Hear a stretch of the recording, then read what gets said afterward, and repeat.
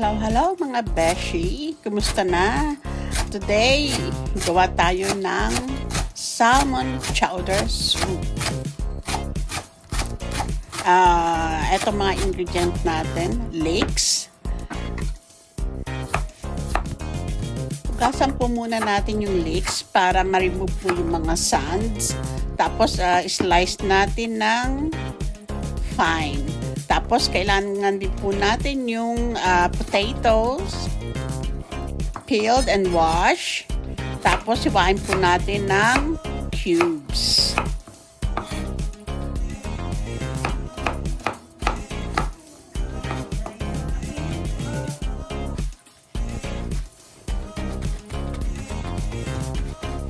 Kailangan din natin yung salmon. Meron ako ritong 300 grams salmon fillet. Gumamit po tayo ng kitchen paper. I-top dry po natin and then remove po natin yung skin ng salmon. Maganda talaga pagkasariwa yung yung isda, yung salmon. Madali lang tanggalin yung yung skin niya. Oh, ang bilis. Very nice salmon fillet.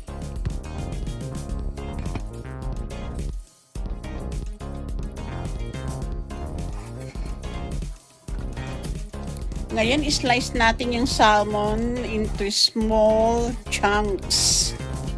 Ayan.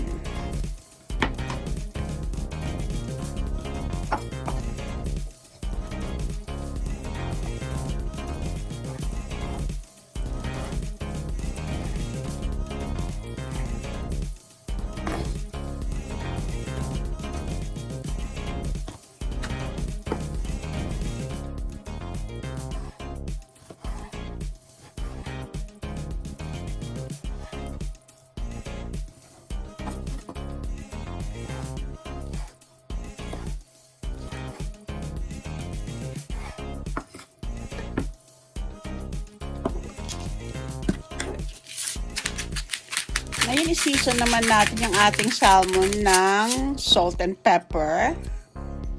To taste po, according to your taste. Then, mix it well.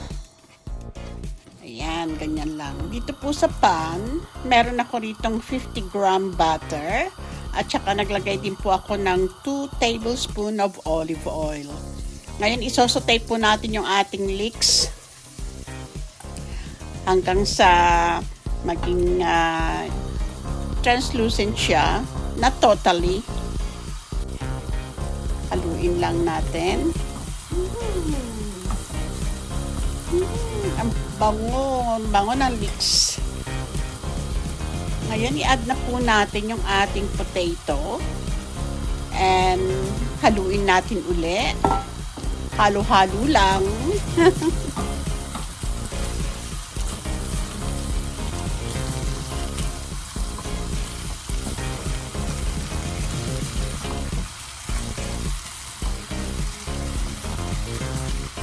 Ay, naku, ang bango na po ng amoy. Kung naamoy nyo lang, napakabango na. Let's season po natin. I-season po natin ng salt and pepper according to your taste. Ayan.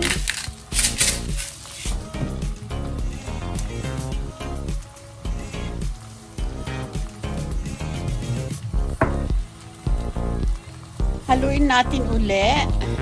Halo-halo ulit para hindi tumikit sa ating kaldero. Ayan.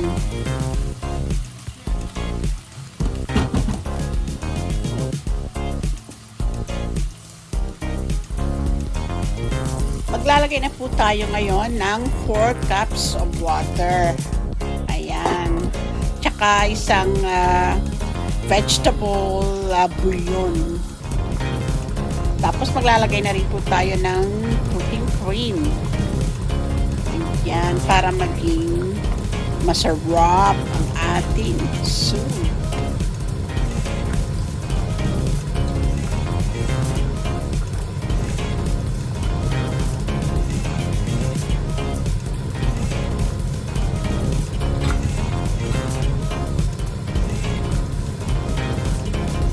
Haluin natin uli para ma-well combine sila.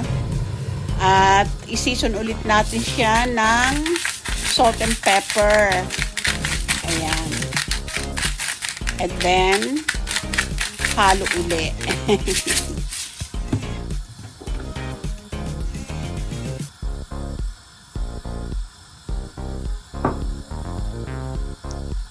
Ngayon, tikman naman natin kung malasa na nga. Ano na nga ang lasa? Ay, parang may kulang. Lalagyan po natin siya ng vegetable condiments. 1 teaspoon. Ayan. Halo uli. Now, it's time na i-add na po natin yung ating salmon. Wow! Ang sarap! Ayan. Ang bango na po ng amoy kasi nagkakagutom. Maglalagay po ako ng konti pang cooking cream to make it more creamier and tastier.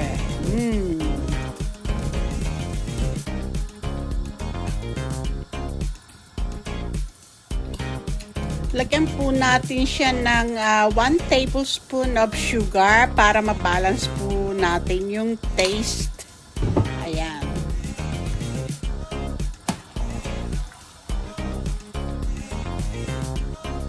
And a dash of pepper and salt to taste.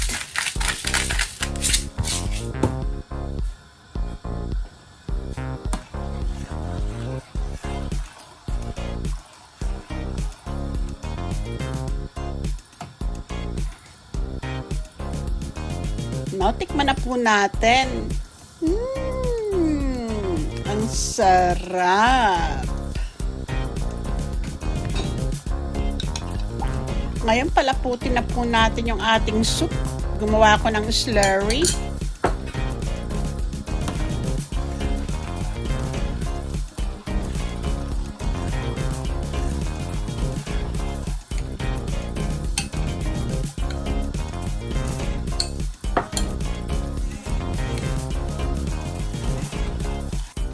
To finish the soup po, maglalagay tayo ng grated cheese para maging lalong sumarap ang ating pong salmon chowder soup. Ooh, looks so creamy and very rich. So cheesy. So cheesy and creamy. Yum! Our soup is ready. Plate na po natin yung ating soup. Meron po ako ditong Italian bread. Ibinake ko muna siya sa oven ng medyo parang tinosta ko. Tapos tinanggal ko yung loob niya. Ginawa kong halo yung yung bread. Tapos doon ko po inilalagay ngayon yung ating chowder soup. Isn't it nice? Ayan. Isn't it pretty? So, yan na po mga beshi. Sana po nagustuhan niyo po ang aking simpleng pagluluto.